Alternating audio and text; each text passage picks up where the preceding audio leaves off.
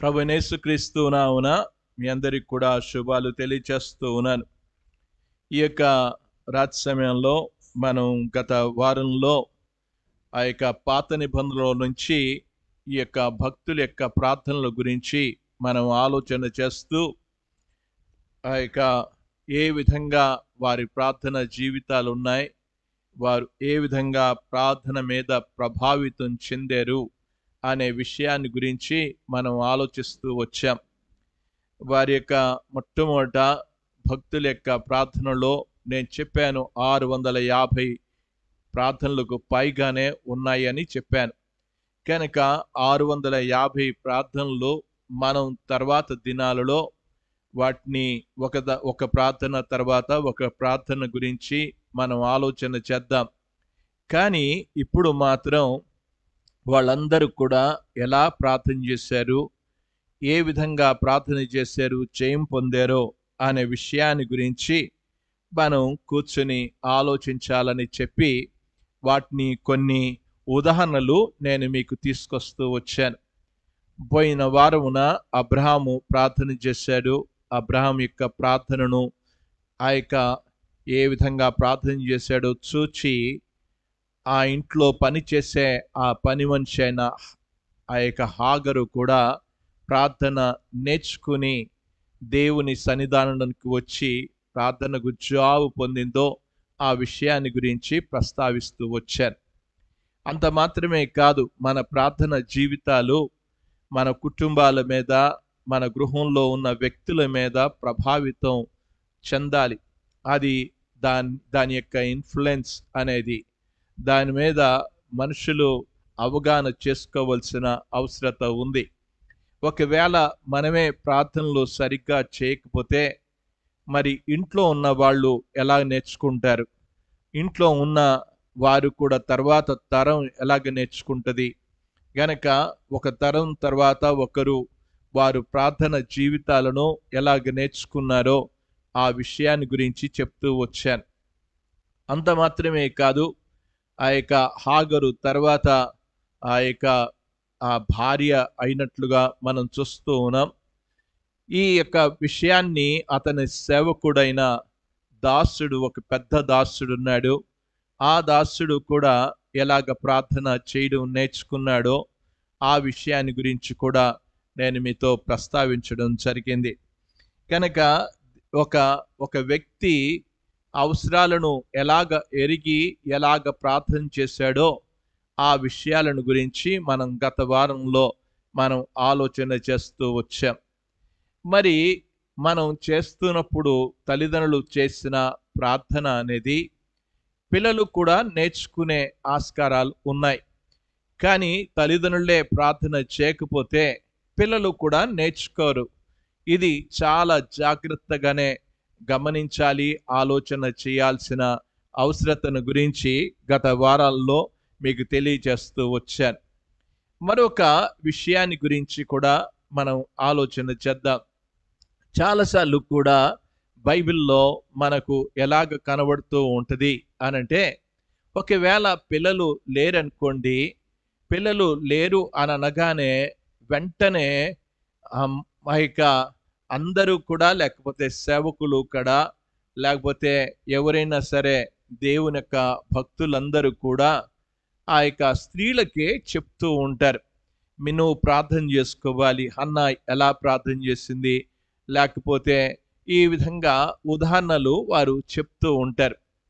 కానీ నిజంగా మనం ఆలోచన చేస్తూ ఉన్నప్పుడు వారు సమస్యలు వచ్చినప్పుడు అందరూ కూడా ప్రార్థన చేయాల్సిన అవసరత ఉంది.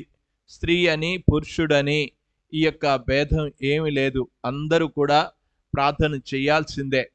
దేవుని యొక్క వాక్యంలో మనం ప్రార్థన గురించి దాని గురించి నేను ఎక్కువగా ప్రస్తావించాను. కానీ ఆ యొక్క తండ్రి ఆ యొక్క ప్రార్థనలు పిల్లల మీద ఎలాగ ప్రభావితం చేసిందో ఆ విషయాలను గురించి మొట్టమొదట ఈ యొక్క పట్టణంలో, లేకపోతే ఈ ప్రార్థన అనే మనం నేర్చుకుంటున్న ప్రార్థన శాస్త్రంలో మనం ఎలాగ ప్రార్థన చేస్తూ ఉన్నారో, ఎలాగ ప్రార్థనలు నేర్చుకున్నారో ఆ విషయాలను గురించి తెలియచేస్తూ ఉన్నాను. మీరు చూడొచ్చును. ఆ యొక్క అబ్రహాము ఏం చేశాడు? తన కుమారుడైన ఇస్సాకుకి వివాహం చేసినట్లుగా చూస్తూ ఉన్నాం. వివాహం చేసేసాడు.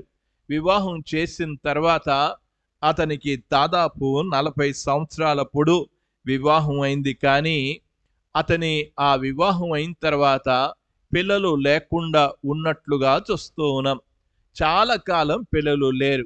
ఒకవేళ అప్పుడు ఏ విధమైన భక్తులు ఏమాత్రం లేరు, కానీ వారు వచ్చే, లేకపోతే ప్రవక్తలు కానీ సేవకులు కానీ వచ్చి, ఇదిగో అమ్మా, నువ్వు ఆ యొక్క రెబెక్కమ్మ, నువ్వు ప్రార్థన చేసుకోవాలి అని చెప్పేవాళ్ళు ఎవరు కూడా లేరు.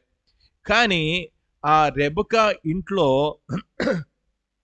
ప్రార్థన జీవితం ఉందో లేదో అనే విషయాన్ని మాత్రం నేను ఖచ్చితంగా ఏమాత్రం చెప్పలేను. ఎందుకంటే మనం బైబిల్ని ఆధారం చేసుకుని బైబిల్లో ఉన్న విషయాలను ఆలోచన చేస్తూ ఉన్నప్పుడు ఈ యొక్క అబ్రాహాము చేసిన ప్రార్థన తన పిల్లల మీద కూడా పని చేసినట్లుగా చూస్తూ ఉన్నాం. పిల్లలు లేరు అని అనగానే ఇస్సాకు చేసిన పనేంటో ఒకసారి మనం దేవుని యొక్క వాక్యంలో మనం గమనిద్దాం. చూడండి, ఆదికాండము 25వ అధ్యాయానికి రండి. 25వ అధ్యాయానికి వెళ్ళినప్పుడు అక్కడ విషయాన్ని నేను చదువుతూ ఉన్నాను. చూడండి, అబ్రాహాము కుమారుడకు 19వ వచనంలో, అబ్రాహాము కుమారుడకు ఇస్సాకు వంశావళి ఇదే అని చెప్పి అబ్రాహాము ఇస్సాకును కనెను అనే మాట ఉంది. ఇస్సాకు ఏం చేశాడు? ఆ యొక్క రెబెక్కను పెళ్లి చేసుకున్నప్పుడు 40 సంవత్సరములు గలవాడు అని చెప్పాడు. 40 సంవత్సరాలు అతనికి ఉంది. ఈ 40 సంవత్సరాలు అయిపోయాయి. ఇప్పుడు ఆ యొక్క ఏ స్థాయికి వచ్చాడో ఇప్పుడు మనం ఆలోచన చేయొచ్చును. ఆ యొక్క దాదాపు 20 సంవత్సరాలు అతనికి పిల్లలు లేకుండానే అయిపోయారండి. దేవుని యొక్క వాక్యంలో మనం గమనిస్తూ ఉన్నప్పుడు ఆ వచనాలు కూడా మనం చూద్దాం. అప్పుడు 21వ వచనంలో, ఇస్సాకు భార్య గొడ్డురాలు గనక ఆమె అతడి విషయమై యెహోవాను వేడుకొనెను అనే మాట రాయబడింది. ఎప్పుడు ఎవరు వేడుకున్నారు అనే విషయాన్ని గురించి మనం ఆలోచన చేస్తూ ఉన్నప్పుడు ఎవరు ప్రార్థన చేశారు అనంటే రెబెక్క ప్రార్థన చేసినట్లుగా కనబడడం లేదు. ఎలాగ నేర్చుకున్నాడు ఇదంతా కూడా? ఒక సమస్య వచ్చినప్పుడు ఆ సమస్యను గురించి ఆలోచించడానికి ఎప్పుడు ఏంటి అనే విషయాన్ని గురించి మనం ఆలోచన చేద్దాం. మీరు 60 సంవత్సరాలు వచ్చింది, ఎలాగొచ్చిందండి, ఎక్కడుంది అని అంటే 26వ వచనానికి రండి. ఆ మాటలు నేను చదువుతున్నాను. తర్వాత అతని సహోదరుడు బయటికి వచ్చినప్పుడు అతని చెయ్యి ఏశావు మడిమెను పట్టుకొని ఉండెను గనక అతనికి యాకోబు అని పేరు పెట్టబడెను. ఆమె వారిని కనినప్పుడు ఇస్సాకు 60 ఏండ్ల వాడై అనే మాట ఉంది. చూడండి, వారు పిల్లలు పుట్టినప్పుడు కల్లా ఇస్సాకు వయసు ఎంత వచ్చేసింది? 60 సంవత్సరాలు వచ్చేసాయి. అంటే దాదాపు 20 సంవత్సరాలు వారికి పిల్లలు లేకుండానే పోయారు. అయితే ఇప్పుడు ఏంటి ఆ విషయాన్ని గురించి ఆలోచన చేస్తే, ఎందుకు అబ్రాహాము ఏ విధంగా ప్రార్థన చేశాడు? అబ్రాహాము తన జీవితంలో ఎలాగ జాబు పొందాడు? ఆ విషయాలన్నీ కూడా ఎవరికి అర్థమయ్యింది అనంటే ఆ యొక్క ఇస్సాకుకి బాగా అర్థమైంది. ఎలాగా వాళ్ళకి ఎవరు చెప్పుంటారు అనంటే తప్పకుండా తల్లిదండ్రులు పిల్లలకు నేర్పించి ఉండుంటారు కూడా. దానికి కూడా ఆధారాలు ఏంటి అని మీరు అనొచ్చును. చూడండి, నేను చదువుతూ ఉన్నాను. దేవుని యొక్క వాక్యంలోనికి వెళ్దాం. ఆదికాండము 18వ అధ్యాయానికి రండి. 18వ అధ్యాయం 19వ వచనంలో ఈ మాటలు ఎట్లనగా, యెహోవా అబ్రామును గూర్చి చెప్పినది అతనికి కలగజేయునట్లు తన తర్వాత తన పిల్లలను తన ఇంటి వారును నీతి న్యాయములు జరిగించచ్చు యెహోవా మార్గమును గైకొనుటకు అతడు వారికి ఆజ్ఞాపించినట్లు నేను ఎరిగి ఉన్నాను అని చెప్పాడు. దేవుడు ఏమని సాక్ష్యం ఇస్తున్నాడో చూడండి. అంటే దాన్ని బట్టి అర్థమవ్వాల్సిన విషయం ఏంటంటే ఆ యొక్క తల్లిదండ్రులు పిల్లలకు చెప్పాల్సిన పాఠాలు ఎంత అద్భుతంగా చెప్పాడు.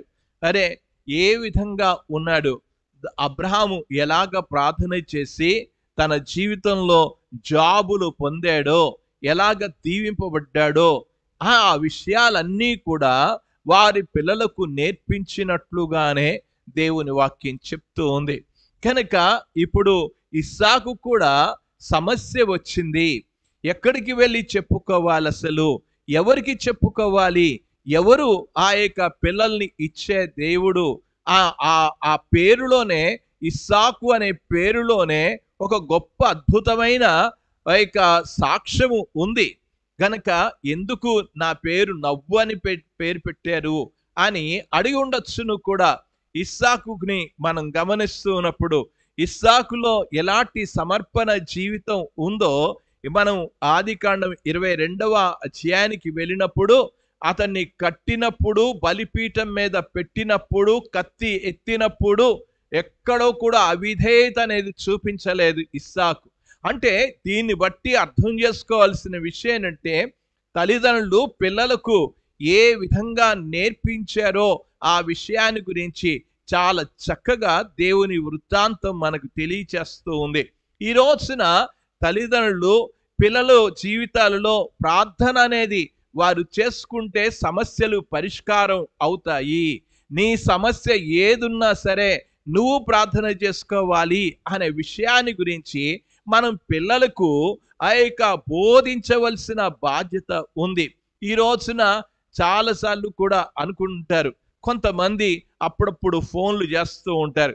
ఆ ఫోన్లు ఏం చేస్తారంటే, మాకు బాగలేదండి, మా కొరకు ప్రార్థన చేయండి అని అంటుంటారు. మేము పరీక్షలకి వెళ్తున్నామండి, మీరు మా కొరకు ప్రార్థన చేయండి అనే విషయాన్ని ఫోన్లు చేస్తూ ఉంటారు. ఫోన్లు చేయడంలో తప్పేం లేదు, అసలు దాని గురించి నేను తప్పు పట్టడం లేదు. కానీ తెలుసుకోవాల్సిన విషయం ఏంటంటే, వాళ్ళు ప్రార్థన చేయడం అనేది చాలా ప్రాముఖ్యము అనే విషయాన్ని తెలుసుకోవాలి. చాలాసార్లు కూడా ఈ యొక్క ఏమొచ్చాయంటే, మనం అప్పుడప్పుడు గమనిస్తూ ఉన్నప్పుడు వారు ఆ యొక్క ప్రేయర్ టవర్స్ అని వచ్చేసాయి, ప్రార్థన గోపురాలు వచ్చాయి. మాకు ఉత్తరాలు రాయండి, మేము మీ కొరకు ప్రార్థన చేస్తాం అని అంటుంటారు. వీళ్ళందరూ కూడా, మనుషులందరూ కూడా ఏమనుకుంటారంటే, వారు ప్రార్థన గోపురానికి పంపిస్తే వాళ్ళు ప్రార్థన చేస్తూ ఉంటారు, మనం మాత్రం ఇష్టం వచ్చినట్లు ఉండొచ్చు అని అనుకుంటుంటారు. కానీ దేవుని వాక్యం అలా చెప్పడం లేదు. సమస్య వచ్చిన వాడే దేవుని దగ్గరికి వచ్చి ప్రార్థన చేయాలని బైబిల్ చాలా స్పష్టంగా తెలియజేస్తుంది. ఈ విషయాన్ని చాలా మందికి అర్థం కాదు కూడా. రండి, ఆ వచనాన్ని కూడా నేను మీకు తెలియజేస్తూ ఉన్నాను. దేవుని యొక్క వాక్యంలో యాకోబు రాసిన పత్రికలోనికి రండి. యాకోబు రాసిన పత్రికలో వెళ్దాం. ఆ మాటలు కూడా నేను చదువుతూ ఉన్నాను, చూడండి. ఏమన్నాడు? 13వ వచనం, 5వ అధ్యాయం 13వ వచనంలో చదువుతున్నా. మీలో ఎవరికైనాను శ్రమ సంభవించేనా అతడు ప్రార్థన చెయ్యవలెను అని చెప్పాడు. ఎవరు ప్రార్థన చేయాలో చెప్పాడు. పరీక్ష రాస్తున్న నీవు ప్రార్థన చేయాలి, పరీక్షకు వెళ్తున్నవాడు నువ్వు ప్రార్థన చేసుకోవాలి. ఆ మాటలో సమస్యలో ఉన్నవాడు నువ్వు ప్రార్థన చేసుకోవాలి. ప్రార్థన చెయ్యండి, మేము మాత్రం బాగానే ఉంటాము అని అనుకుంటే అది సరి అయిన ప్రార్థన జీవితం ఎంత మాత్రం కూడా కాదు. కనుక అబ్రహాము తన యొక్క పిల్లలకు నేర్పించాడు, ప్రార్థన చేయడం కూడా నేర్చుకోండి అని చెప్పాడు. కనుక ఆ యొక్క దాసి మీద ప్రభావితం చూపించాడు, ఆ యొక్క దాసుడి మీద ప్రభావితం చూపించాడు, తన యొక్క కుమారుడైన ఇస్సాకు మీద కూడా ప్రభావితం చూపించాడు. సమస్య వచ్చింది, 20 సంవత్సరాలు పిల్లలు లేరు అన్నప్పుడు ఎవరు ప్రార్థన చేశారు అనంటే అక్కడ ఇస్సాకు ప్రార్థన చేసినట్లుగా చూస్తూ ఉన్నాం. ఆ ప్రార్థన దేవుడు విన్నాడు. దేవుని యొక్క వాక్యంలో మనం గమనిస్తూ ఉన్నాం. 25వ అధ్యాయం 21వ వచనంలో చూస్తే, యెహోవా అతని ప్రార్థనను వినెను అనే మాట ఉంది. దేవుడు ఆ ప్రార్థన విన్నాడు. నీ ఏ సమస్య అయినా సరే నువ్వు దేవుని దగ్గరికి తీసుకొస్తే దేవుడు వినే దేవుడు అనే విషయాన్ని అర్థం చేసుకోవాలి. దేవుని వాక్యంలో మన దేవునికి ఒక మంచి పేరు కూడా ఉందనే విషయాన్ని నేను గతంలోనే మీకు తెలియచేస్తూ వచ్చాను. 65వ కీర్తనలో 2వ చరణంలో ప్రార్థన ఆలకించువాడా అనే మాట ఉంది. సర్వ శరీరులు నీ యొద్దకు వచ్చెదరు అని అన్నాడు. అందరూ కూడా ఆయన దగ్గరికి రావాల్సిందే. ఎవ్వరు ప్రార్థన చేసినా దేవుడు వారి ప్రార్థనకు జవాబు ఇవ్వడానికి ఆయన సిద్ధంగా ఉన్నాడు. కనుక ఇక్కడ గమనించవలసిన విషయం ఏంటంటే, తండ్రి దగ్గర నుంచి కొడుకు కూడా ప్రార్థన చేయడం నేర్చుకున్నాడండి. కనుక ఏ సమస్య అయినా సరే దేవుడి దగ్గరికి వెళ్తే దేవుడు తప్పకుండా సహాయం చేస్తాడు అనే విషయాన్ని గురించి వాళ్ళు నేర్చుకున్నట్లుగా చూస్తున్నాం. ఈ రోజున మన యొక్క పిల్లలు కూడా నేర్చుకోవాల్సిన అవసరత ఉంది. ఒకవేళ అన్నీ చేయొచ్చు, వాళ్ళు బాగా చదువుకోవచ్చు, లేకపోతే బాగా రాణించవచ్చు, కానీ అవన్నీ కూడా మనం అనుకుంటున్నాం ఆ రాణింపులు అవన్నీ కూడా అవి శాశ్వతం కాదు. దేవుని దీవెన లేకపోతే ఏది కూడా శాశ్వతం కాదు అనే విషయాన్ని గుర్తుపెట్టుకోవాలి. కనుక దేవుని ప్రార్థన చేస్తున్నప్పుడు దేవుడు ఏం చేశాడు అనంటే, ఇస్సాకు యొక్క ప్రార్థన దేవుడు విన్నట్లుగా మనం చూస్తున్నాం. ఇది ఒకరి దగ్గర నుంచి ఒకరు ప్రార్థన నేర్చుకున్నట్లుగా చూస్తూ ఉన్నాం. సరే, ఇప్పుడు ఆ యొక్క అబ్రహాము దగ్గర నుంచి ఇస్సాకు నేర్చుకున్నాడు. ఇస్సాకు దగ్గర నుంచి యాకోబు కూడా ప్రార్థన నేర్చుకున్నాడండి. అంటే మనవడు కూడా నేర్చుకున్నాడు ప్రార్థన జీవితం. ఒక తాతయ్య యొక్క ప్రార్థన జీవితం అనేది ఎంత ప్రభావితం చేస్తుందో చూస్తూ ఉన్నాం. ఈ రోజున నాకు భయం ఏంటంటే, మనం అప్పుడప్పుడు అనిపిస్తుంది, నేను చాలాసార్లు కూడా కొనేవలసిలో చెప్పే మాట కూడా ఇదే ఏంటంటే, మన తర్వాత మన పిల్లలు ఆ ప్రార్థనను కొనసాగిస్తారా, వారు భక్తిలో ఉంటారా అనే అనుమానాలు చాలా నాకు అనుమానాలు ఉన్నాయి. ఈ విషయాన్ని దేవుని సన్నిధిలో ప్రార్థన చేస్తూ ఉన్నా. కారణం ఏంటంటే, ఈ రోజున ఎవరికి వాళ్ళే వచ్చేస్తున్నారు, కానీ వారికి పిల్లలకు నేర్పించాలి. అరే, ప్రార్థన యొక్క ప్రాముఖ్యత ఎంత ఉన్నదో నువ్వు తెలుసుకోవాలి అనే విషయాన్ని గురించి వారి ఇంట్లో ఉన్న వాళ్ళకి చెప్పడం లేదు. అందుకే మన కుటుంబాలు హస్తవ్యస్తంగా ఉన్నాయి. ఎప్పుడైతే ఈ అబ్రహాము యొక్క కుటుంబం అంతా కూడా ప్రార్థించే కుటుంబాలుగా ఉండడం చేత వాళ్ళు ఆశీర్వదింపబడినట్లుగా చూస్తున్నాం, దేవుని చేత దీవింపబడినట్లుగా చూస్తూ ఉన్నాం. ఇప్పుడు రండి దేవుని యొక్క వాక్యంలోనికి వెళ్దాం. ఇస్సాకు ప్రార్థన దేవుడు విన్నాడు. ఇప్పుడు మరొక వ్యక్తి, ఒక సమస్య వచ్చింది. యాకోబు తన జీవితంలో సమస్య వచ్చినట్లుగా చూస్తూ ఉన్నాం. యాకోబుకి సమస్య వచ్చినప్పుడు యాకోబు ఎలాంటి జీవితాన్ని జీవించాడో మనం బాగా తెలుసు మనకు. యాకోబు ఏ సమస్య అయినా సరే నేను దేవుని దగ్గరికి తీసుకుని వెళ్తే, దేవుని దగ్గర పోరాడితే దేవుడు తప్పకుండా ఆ ప్రార్థనకు జాబ్ ఇస్తాడు అనే విషయాన్ని వాక్యంలో మనం గమనించవచ్చును. చూడండి, అతని యొక్క జీవితంలో ఎలాంటి మంచి సాక్ష్యం అనేది అతనికి ఉంది. యాకోబును గురించిన విషయాన్ని చదువుతూ ఉన్నాను. ఒక మాట హోషేయ గ్రంథానికి రండి. ఆ తర్వాత మనం ఆది కాండంలోనికి వెళ్దాం. హోషేయ గ్రంథంలో చదువుతూ ఉన్నాను. చూడండి, హోషేయ గ్రంథము 12వ అధ్యాయానికి రండి. హోషేయ గ్రంథము 12వ అధ్యాయము 4వ వచనంలో చదువుతూ ఉన్నాను. చూడండి ఏమన్నాడో దేవుని యొక్క వాక్యంలో. అతడు దూతతో పోరాడి జయమొందెను అనే మాట రాయబడింది. దేవుని యొక్క వాక్యంలో మనం చూస్తున్నాం, అతడు పోరాడి అనే విషయాన్ని, దేవుని సన్నిధిలో పోరాడి అనే విషయాన్ని యాకోబును గురించి మనం చూస్తూ ఉన్నాం. చూడండి 3వ వచనంలో కూడా చదువుతున్నాను. తల్లి గర్భమందు యాకోబు తన సహోదరుని మడిమె పట్టుకొనేను, మగసిరి కలవాడై అతడు దేవునితో పోరాడేను అనే మాట ఉంది. దేవునితో పోరాడిన వ్యక్తి అనే విషయాన్ని మనకు అర్థం అవుతుంది. హోషేయ గ్రంథము 12వ అధ్యాయం 3-4 వచనాలలో ఆ మాటలు మనకు కనబడుతూ ఉన్నాయి. 750వ పేజీలో అది కనబడుతుంది మీకు.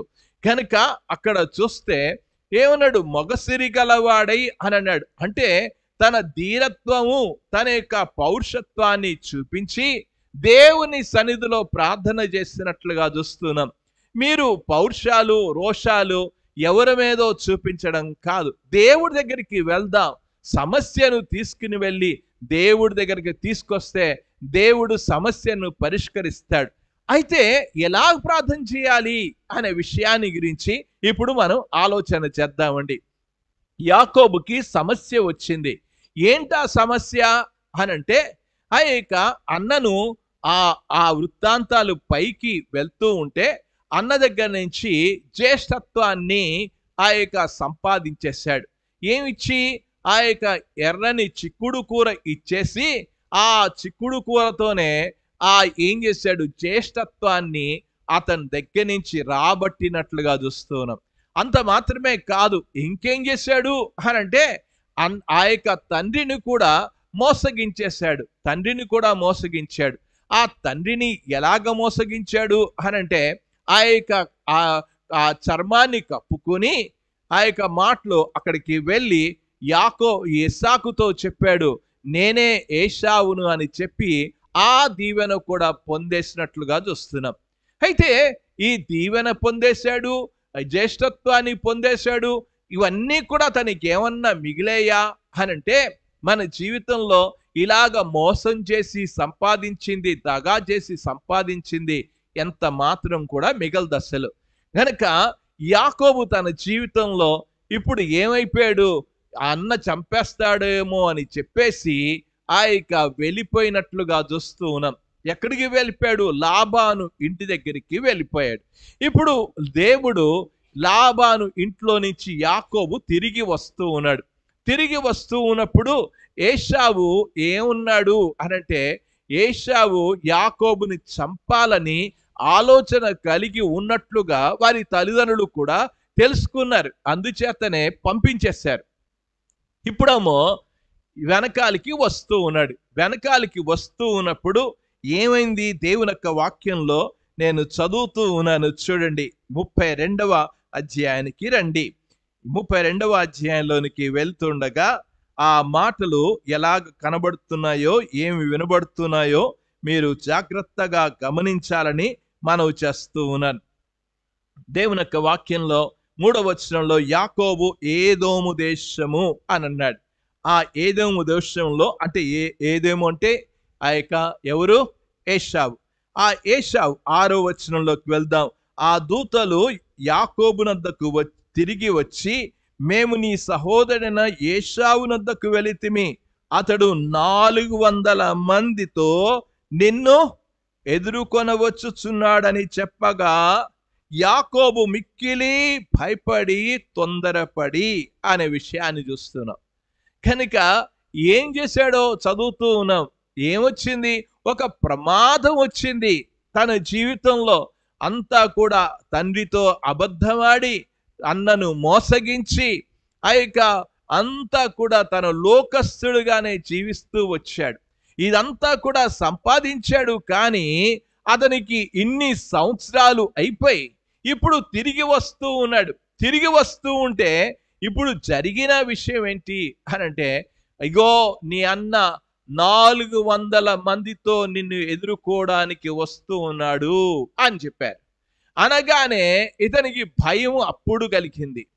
ఆ భయం కలిగినప్పుడు మన జీవితంలో కూడా భయం కలిగినప్పుడు ఇప్పుడు ఏం చెయ్యాలి అనే విషయానికి వద్దాం. అసలు ఆ భయము తొందర కలిగినప్పుడు అతడు చేసిన పనేంటో అనేది ఇప్పుడు మనం ఆలోచన చేద్దాం. దేవుని యొక్క వాక్యంలో 32వ అధ్యాయానికే రండి. 9వ వచనం నుంచి చదువుతాను. అప్పుడు అనే విషయాన్ని, ఎప్పుడు అనే విషయాన్ని 8వ వచనంలో తొందరపడి ఏశావు ఒక గుంపు మీదకి వచ్చి దాన్ని హతము చేసిన ఎడలా అని చెప్పేసి ఒక్కొక్కటి ప్లాన్ చేసుకుంటూ ఉన్నాడు. ఈ ప్లానింగ్లన్నీ కూడా నువ్వు చేసుకోవచ్చు, కానీ ఈ ప్లానింగ్లన్నీ కూడా, ఈ ప్రణాళికలన్నీ కూడా ఏవి సక్సెస్ కాదు. నీ జీవితంలో గుర్తు పెట్టుకోవాల్సింది, నేను అలాగైపోదాం, ఇలాగైపోదాం, ఇది చేసేద్దాం, అది చేసేద్దాం, ఇది చేసేద్దాం, అలాగుందాం, ఇలాగుందాం, ఈ కలలన్నీ కూడా ఉట్టివే. మన జీవితాల్లో దేవుడు లేని కలలన్నీ కూడా వృధాయే అనే విషయాన్ని గమనించాలి. గనక ఇక్కడ ఏం చేశాడు అంటే ఇప్పుడు దేవుని దగ్గరికి వచ్చి ప్రార్థన చేయడం ప్రారంభించాడు. ఆ ప్రార్థన అనేది మనం చూస్తూ ఉన్నాం. తన యొక్క వ్యక్తిగత అవసరత. ఇప్పుడు నీ యొక్క వ్యక్తిగత అవసరత వచ్చినప్పుడు నీవే ప్రార్థన చేయి. నీవే దేవుని సన్నిధిలో ఆ యొక్క మోకరించు, దేవుని సన్నిధిలో మొరపెట్టు. ఎలా ప్రార్థన చేశాడో ఆ వచనాలు చాలా జాగ్రత్తగా మీరు గమనించాలని మనవి చేస్తున్నాం. ఆ వచనాలను మీకు చూస్తేనే మీకు బాగా అర్థమవుతుంది. ఒకవేళ ఇక్కడ ఉన్న గూగుల్ మీట్లో ఉన్నా సరే వాళ్ళు బైబిల్ తీసి దయచేసి చూడాలని మనవి చేస్తున్నాం. ఏదో బుర్రకథ విన్నట్లుగా వినద్దు. దయచేసి బైబిల్ని చూడండి. ఆ చూచే ఆ వచనాలను బట్టి మీకు అర్థమవుతుంది అసలు ఏమొచ్చింది. వాస్తవంగా ఒక పెద్ద అవసరతలోనికి వచ్చినట్లుగా చూస్తూ ఉన్నాడు. ఏమని ప్రార్థన చేశాడో చదువుతూ ఉన్నాను 9వ వచనంలో. అప్పుడు యాకోబు, నా తండ్రివైన అబ్రహాము దేవా, ఏమన్నాడు? ఎక్కడి నుంచి ప్రారంభించాడు? అరే మా తాత ప్రార్థన పరుడు. ఇప్పుడు ఇంకేమన్నాడు? ఆ మాటలు, నా తండ్రి అయిన ఇస్సాకు దేవా. హై, ఎవరు దేవుడివి? వారు ప్రార్థన చేశారు, వారి ప్రార్థనలు కూడా ఆలకించావు. వారికి జాబ్ చూపించావు, వారికి జాబ్ ఇచ్చావు నువ్వు. కనుక ఇప్పుడు ప్రార్థన చేస్తున్న విషయాన్ని అంటున్నాడు, నీ దేశమునకు నీ బంధువుల యొద్దకు తిరిగి వెళ్ళుము, నీకు మేలు చేస్తుందనని నాతో చెప్పిన యెహోవా అని అన్నాడు. కనుక దేని బట్టి ప్రార్థన చేస్తున్నాడో ఒకసారి అర్థం చేసుకోండి. ఏమని ప్రార్థన చేస్తూ ఉన్నాడు? ఆ ప్రార్థన విషయాల్లో ఒక దేవునితో ఒక సంబంధాన్ని కలిగి ఉన్నాడు. ఈ రోజున మనం ఆ యొక్క తాత కొడుకులు మనవళ్ళు ఆ యొక్క ఉండొచ్చును, దేవుణ్ణి నమ్ముకుని ఉండొచ్చును. కానీ మనవడు మతస్థుడుగా ఉండొచ్చు. దేవునితో సంబంధం లేకుండానే, దేవునితో ఒక రిలేషన్షిప్ లేకుండా ఒక మతపరంగా వచ్చి మా అమ్మ మా నాన్నగారు క్రైస్తవులు గనుక నేను కూడా చర్చికి వెళ్ళాలని వస్తుండొచ్చేమో, కానీ నువ్వు వచ్చేది అది కాదు. దేవుడితో సంబంధం ఉందా? ఆ సంబంధం యాకోబుకి ఒక మంచి సంబంధం కూడా ఉంది. ఏమి సంబంధం ఉంది అనంటే దేవుని యొక్క వాక్యంలో మనం చదువుతున్నప్పుడు, నీ దేశమునకు నీ బంధువుల యొద్దకు తిరిగి వెళ్ళుము, నీకు మేలు చేస్తుందనని నాతో చెప్పి, అంటే దేవుడు చెప్పిన వాగ్దానాన్ని పట్టుకుని ప్రార్థన చేస్తూ ఉన్నాడు. ఈ రోజున నువ్వు ప్రార్థన చేస్తావు, కానీ ఏ మాటలు పట్టుకుని, ఏ వాగ్దానాన్ని పట్టుకుని ప్రార్థన చేస్తున్నావో చెప్పు. దేవుని వాక్యం తెలిస్తే దేవుని వాక్యాన్ని పట్టుకుని ప్రార్థన చేయగలవు. దేవుని వాక్యమే తెలియనప్పుడు నువ్వేం ప్రార్థన చేస్తావు? నీ ప్రార్థన ఎలాగుంటది అనంటే అదంతా కూడా ఎవనో చూచి నేర్చుకున్న చిలక పలుకుల్లాగానే నీ ప్రార్థన ఉంటుంది. కానీ దేవుని వాక్యాన్ని నీకు అర్థమవుతే, అతడు ఏం చెప్పాడు? నువ్వు వాగ్దానం చేశావు. దేవుడు వాగ్దానం చేసిన వాడు నమ్మదగిన వాడు అని అన్నాడు. ఆయన మాట తప్పని వాడు. కనుక దేవుడి దగ్గరికి వస్తూ ఆ ప్రార్థన విధానాన్ని చూడండి.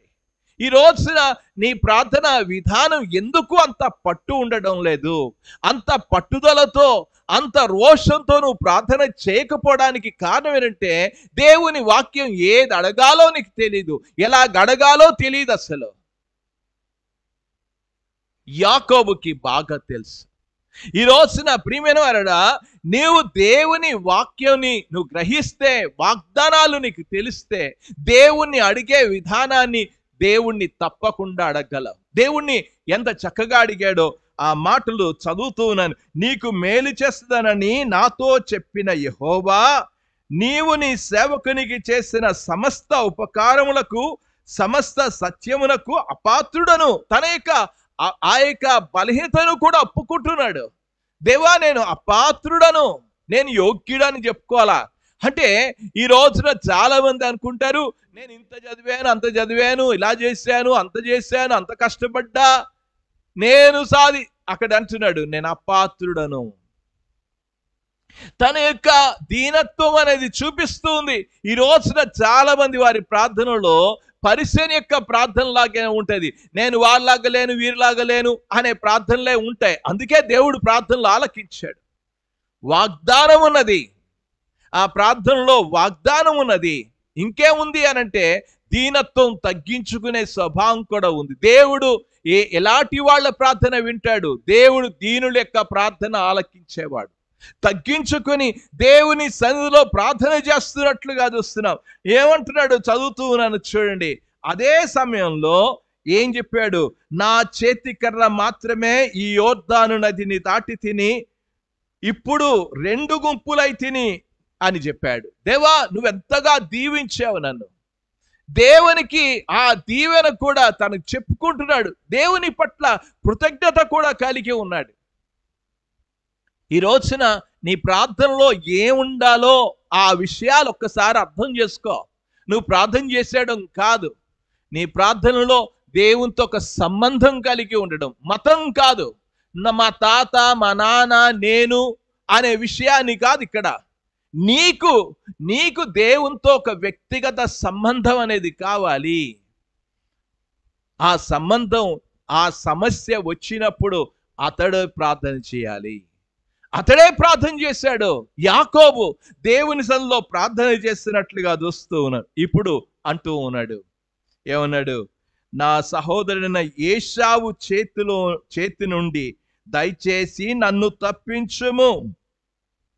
దేవుణ్ణి ఇక తప్పించమని దేవుణ్ణి అడుగుతూ ఉన్నాడు.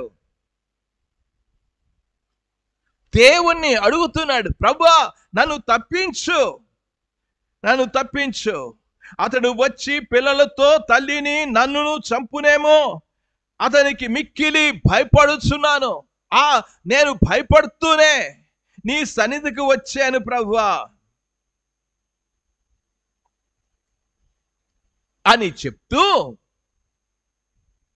ఇప్పుడు ఏమంటున్నాడంటే తిరిగి వాగ్దానాన్ని జ్ఞాపకం చేస్తున్నాడు. దేవుణ్ణి అడుగుతున్నాడు. ఆ మాటలో చూడండి, దేవుణ్ణి అడగడంలో నువ్వు సెలవిచ్చావు, నువ్వు మాట ఇచ్చావు అన్నాడు. చూడండి, నేను నీకు తోడై నిశ్చయముగా నీకు మేలు చేయుచు విస్తారమగుట వలన లెక్కింపలేని సముద్రపు ఇసుక వలె నీ సంతానము విస్తరింపజేయుదునని సెలవిచితివే నీవు చెప్పావు. ఇప్పుడు చంపేస్తావా? నువ్వు ఇప్పుడు వారి చేతులకి అప్పగించేస్తావా?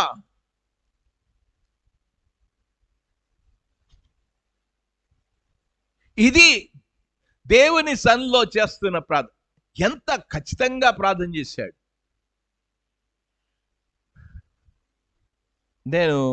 మనం గమనిస్తూ ఉన్నప్పుడు మన ప్రార్థనలన్నీ కూడా డొంక తిరుగుడు ప్రార్థనలన్నీ కూడా, ఆ ప్రార్థనలన్నీ కూడా సరిగ్గా ఉండవు కూడా. వాళ్ళు చేసిన ప్రార్థన అనేది ఎంత నేరుగా ప్రార్థన చేశాడు, సీరియస్ గానే తీసుకున్నాడు. ఎంత ప్రాముఖ్యం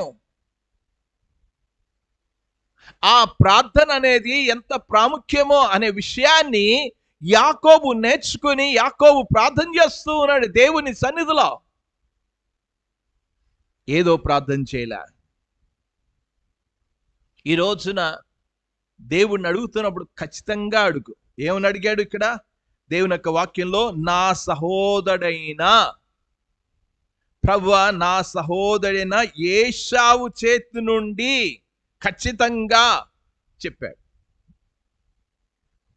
ఈరోజు నీ ప్రార్థనలో నువ్వు అడుగుతున్నది ఏంటో అనేది నీకు తెలుసా? నీ అవసరత ఏంటో తెలుసా? నీ అక్కర ఏంటో తెలుసా? ఈ రోజున అక్కర తెలియదు, మన మనసుకు వచ్చింది అడగడమే తెలుసు. ఖచ్చితంగా ఒక సూటిగా ఏది అనే విషయాన్ని ఖచ్చితంగా చూపించగలిగిన అది కావాలి అన్నాడు.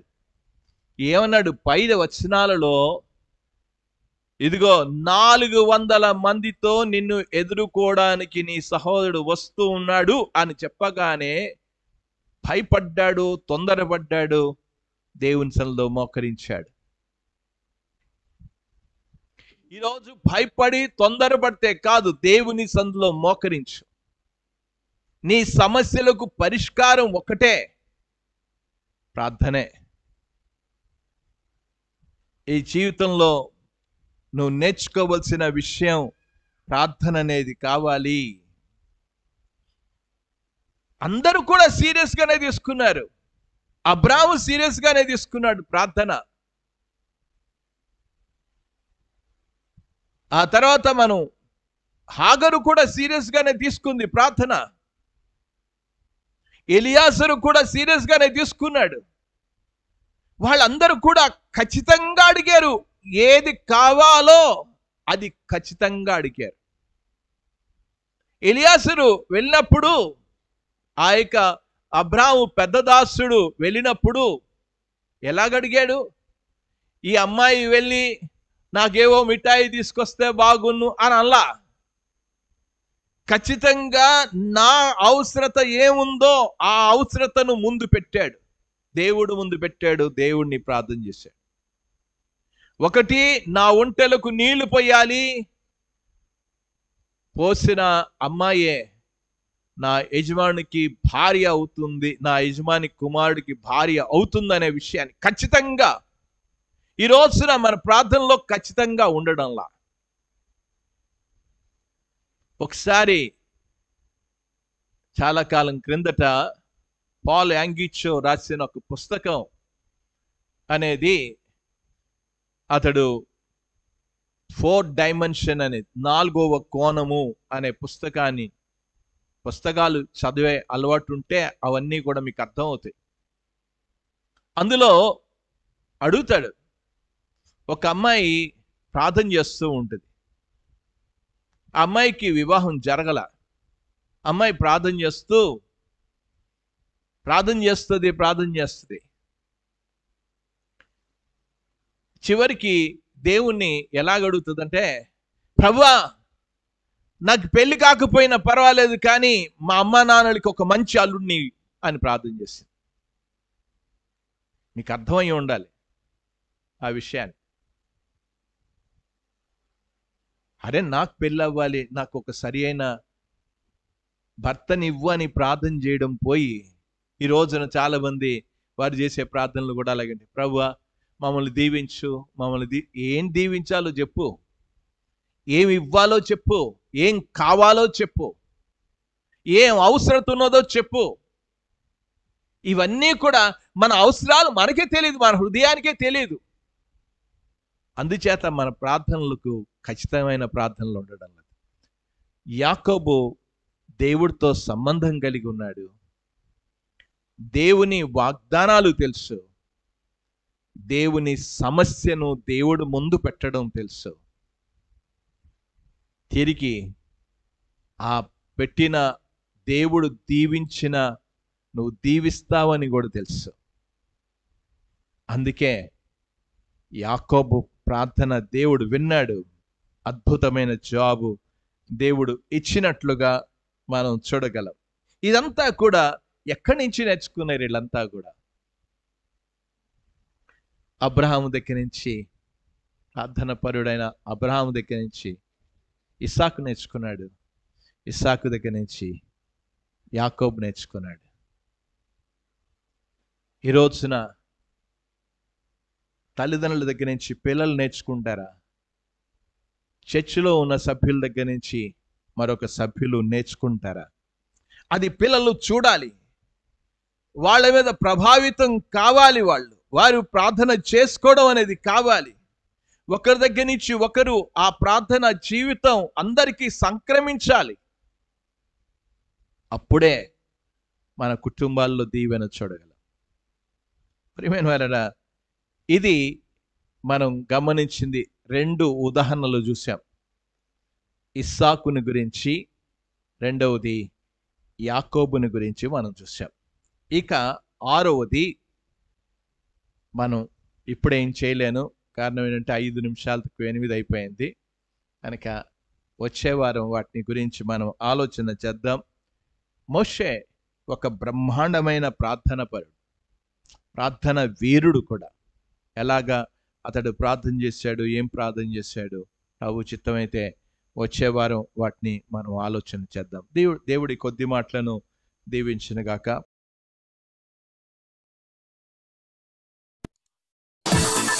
Subscribe now and press the bell icon. Never miss an update.